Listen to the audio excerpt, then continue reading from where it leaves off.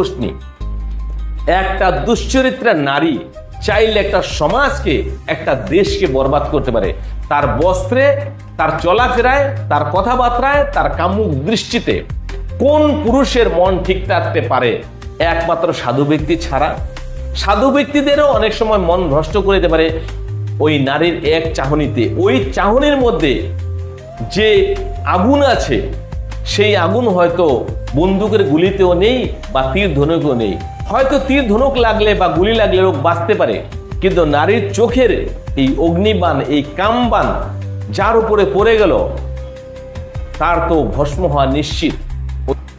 সেই জন্য বেঁচে থাকুন, সংযত থাকুন ওই সমস্ত স্ত্রীলোকদের কাছ থেকে যারা তেরছা নজরে দেখে বা এমন করে দেখবে যে মনে হচ্ছে আপনার জন্য জান দিয়ে দিল।